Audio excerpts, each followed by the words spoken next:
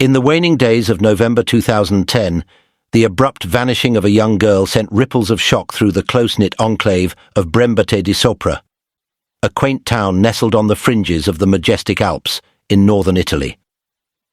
The ensuing investigation is regarded as one of the most extensive in the annals of Italian law enforcement.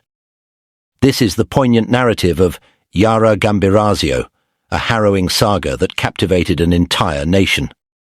13-year-old Yara hailed from a warm and nurturing family, being one of 4 cherished siblings. Her father, an architect, and her mother, a dedicated teacher, were deeply rooted in the community, with their families having resided in Brembate di Sopra for generations. With a population of around 8,000, this serene town offered a stark contrast to the bustling fashion capital of Milan, just an hour away. Life here unfolded at a leisurely pace, framed by picturesque rural landscapes, adorned with cypress trees, and sweeping views of the mountains beyond. It appeared to be the quintessential setting for family life.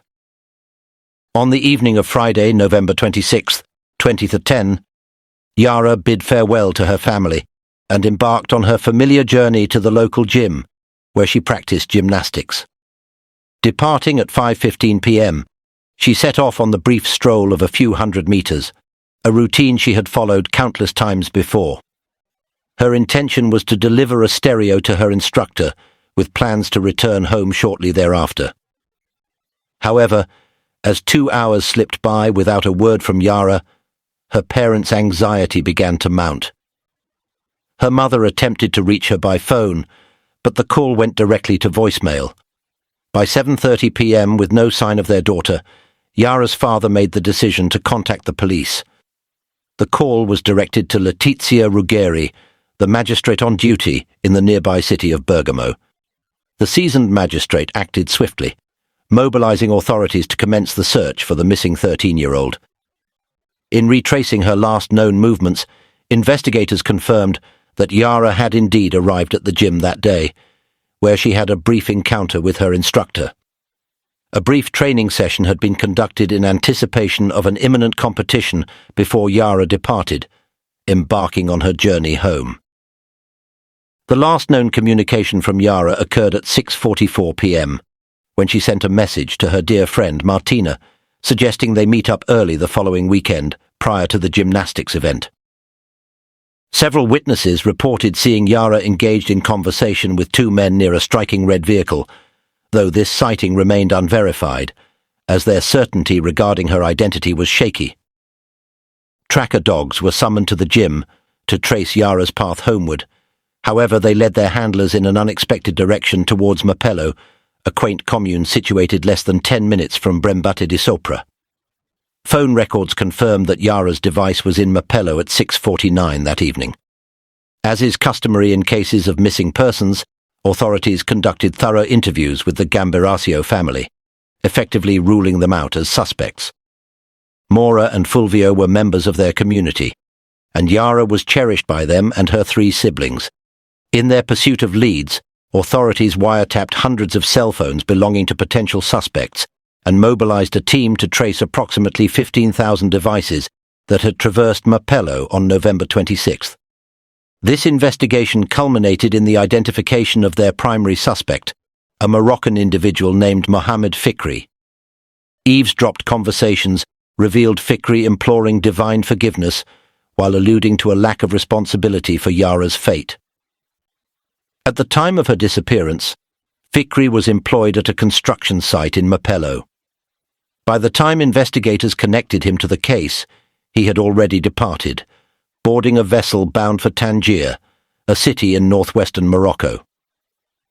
Undeterred, Italian authorities launched an operation to intercept the boat, ultimately succeeding in apprehending Fikri. Following the search of his van, investigators made a startling discovery. A mattress with dried red stains was found inside. This led them to believe they were making progress in uncovering the circumstances surrounding Yara's disappearance. However, further examination indicated that the mattress was not connected to the case, and a misinterpretation of a phrase overheard on a wiretap complicated matters. Consequently, the investigation began to lose momentum as no new suspects emerged for the authorities to pursue. The case had attracted significant national media attention, with the enigma of Yara's disappearance featured on numerous Italian television programs, prompting reporters from all over the country to converge on Brembate di Sopra. While the Gambiracios recognized the importance of this attention for Yara's case, they found the media presence overwhelming during such a challenging time. Over the subsequent 3 months, the extensive team of investigators diligently followed every lead, examined every reported sighting, and interviewed all potential suspects. Mora and Fulvio clung to the hope that their beloved daughter was still alive and would eventually return to them.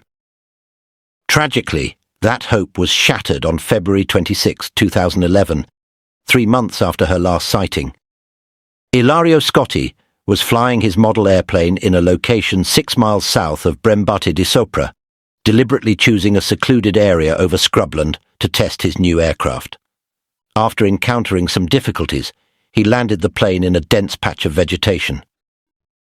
As he approached the site to retrieve it, something unusual caught his attention. Initially thinking it was discarded clothing, Ilario soon realized he had stumbled upon a pair of shoes. Upon closer examination, he discovered the remains of a person. The individual had evidently been abandoned in that spot for an extended period, yet certain garments caught the eye. A sleek black jacket and a whimsical Hello Kitty sweatshirt, the very attire Yara was last seen wearing. A meticulous examination of the area revealed Yara's iPod and house keys, alongside her SIM card and phone battery, though her actual cell phone remained elusive. The autopsy was conducted by one of Italy's most esteemed forensic pathologists. Notably, traces of lime were discovered in Yara's nasal passages and airway, while rope fibers clung to her clothing, hinting that the perpetrator might have ties to the construction industry.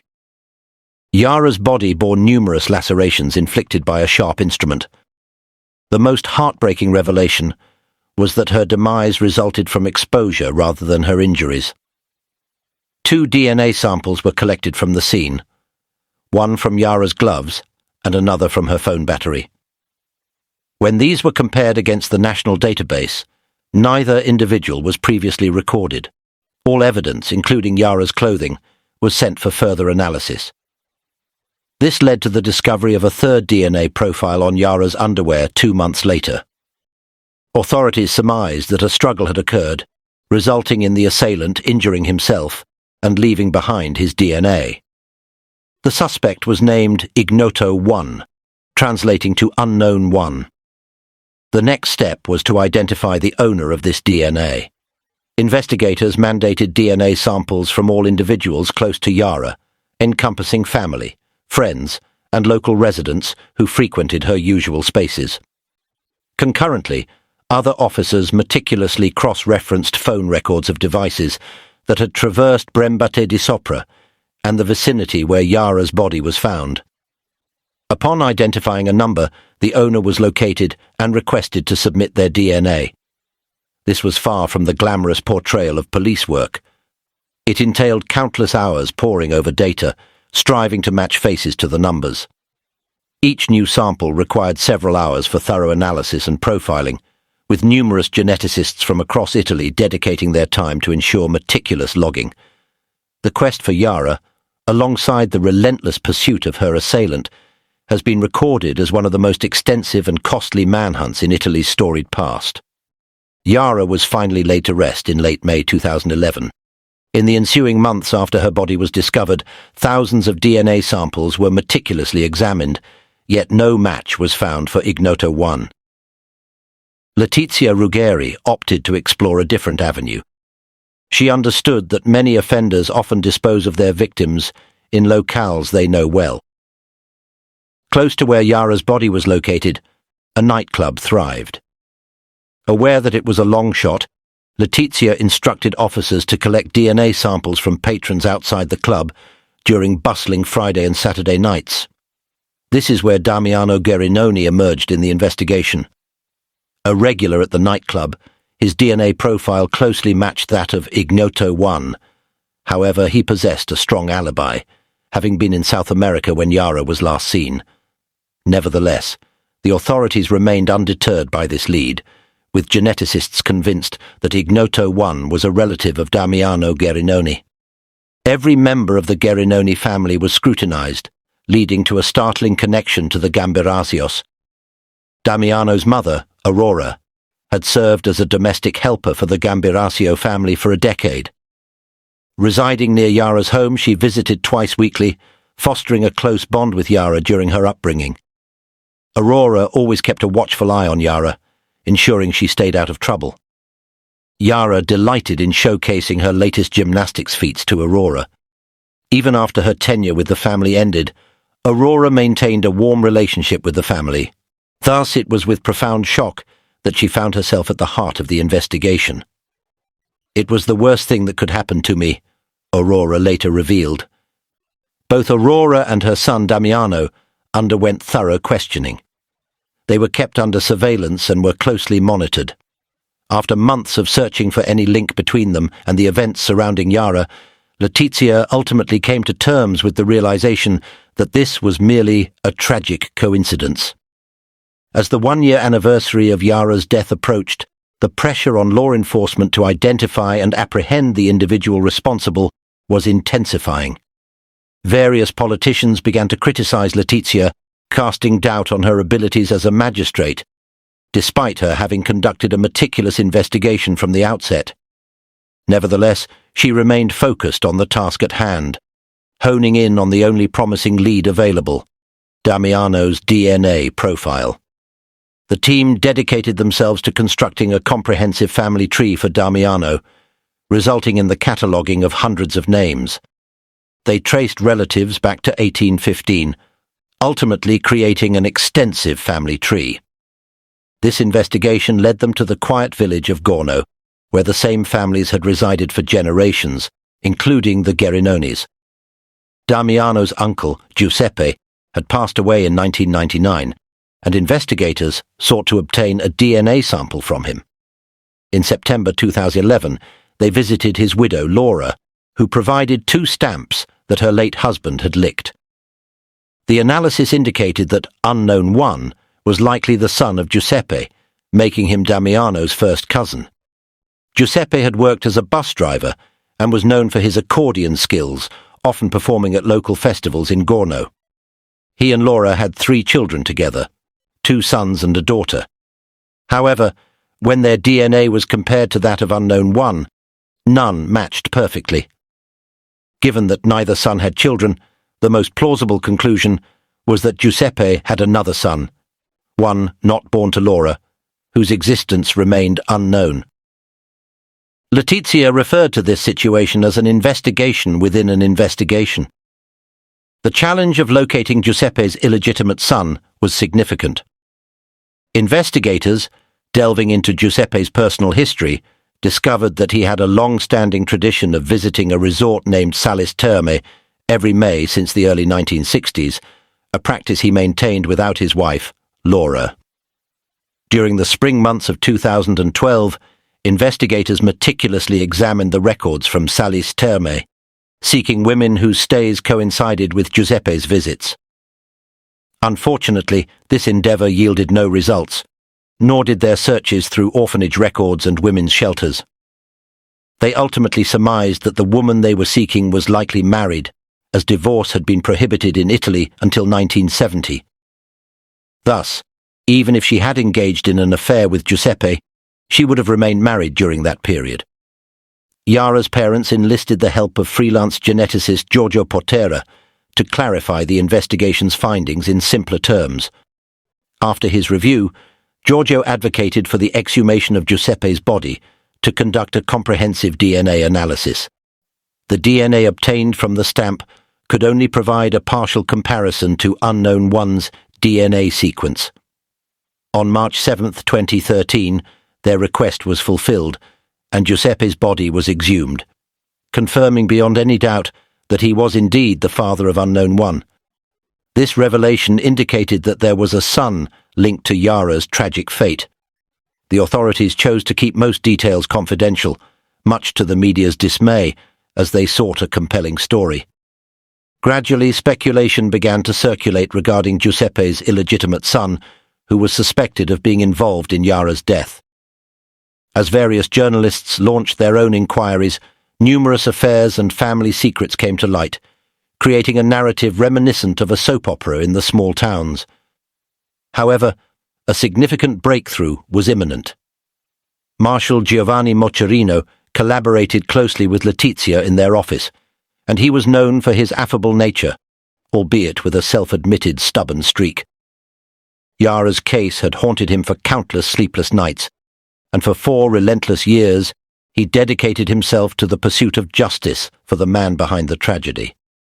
In a striking contrast to the sophisticated technology employed in the meticulous analysis of DNA samples and the intricate tracking of phone records, Marshall preferred a more traditional approach. He thrived on engaging with the community, fostering trust through personal interactions. This method unveiled numerous insights into Giuseppe's life. As previously noted, Giuseppe was a bus driver, and Marshall successfully located his former colleagues. The primary bus route catered to factory workers commuting to the flourishing textile mills in the vicinity, with a significant number of female passengers.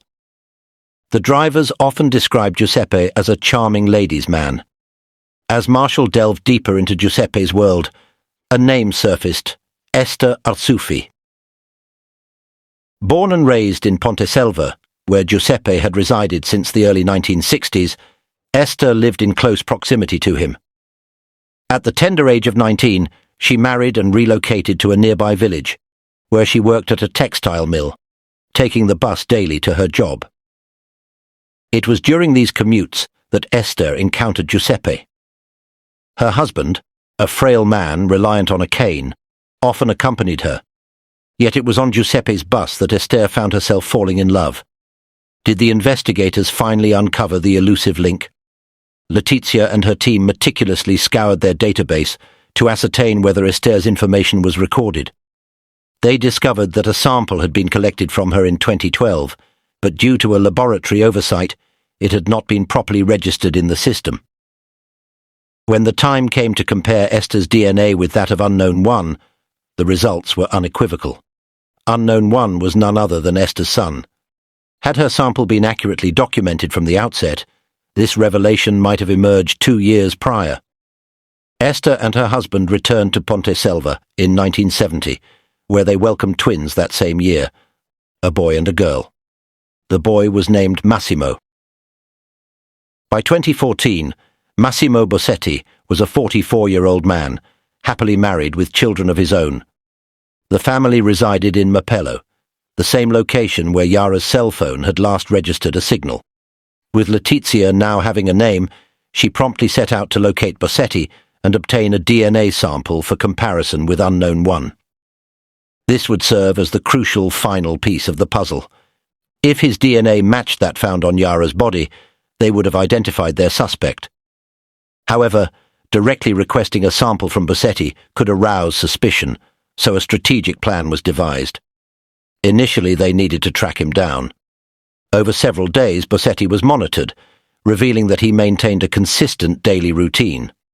Employed in construction, he returned home each evening at the same hour in his small truck, presenting himself as an ordinary family man. Once his routine and vehicle were confirmed, the plan was put into motion. While Bossetti was out driving, an officer stopped him under the pretext of conducting breathalyzer tests to identify drivers exceeding the legal alcohol limit. Bossetti initially laughed and stated, "I do not drink." Nevertheless, the officer insisted, and Bossetti complied with the test. After examining the breathalyzer, the officer informed him that it appeared to be malfunctioning and requested a sample from a second device.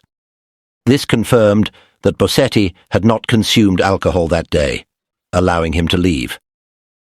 As he drove away, the officer returned to his vehicle, now equipped with 2 valuable DNA samples from their primary suspect. These samples were promptly sent to the lab for analysis. By early afternoon, the authorities received confirmation. Massimo Bossetti was indeed Unknown One. On June 16, 2014, police apprehended Bossetti, charging him with the murder of Yara Gambirasio. During the investigation, it was discovered that Bossetti often visited locations near Yara's residence, frequently dining at a nearby pizzeria and parking his vehicle behind the gym where she practiced gymnastics. He was also known to get regular tanning sessions at a local salon. The internet search history of the individual revealed a disturbing interest in teenage girls, and his phone records indicated he was present in Brembate di Sopra at the time of Yara's disappearance. Notably, Bossetti deliberately switched off his phone at 5:45 p.m., only to reactivate it the following morning. During questioning, he chose to remain silent and asserted his innocence. His defense team challenged the DNA evidence, arguing that while it might indicate contact with Yara, it did not establish his culpability in her murder. The trial commenced in mid-2015 and extended over a year, showcasing the extensive investigation that involved the analysis of over 18,000 DNA samples. After numerous witnesses testified and a multitude of evidence was presented, the court reached a verdict. On July 1, 2016, the Court of Bergamo, presided over by Judge Antonella Bertoia, convicted him, resulting in a life sentence for Bossetti. Yara's case stands out for various reasons. Her family's grief was profound, and the pursuit of justice for her loss had significant repercussions for several other families.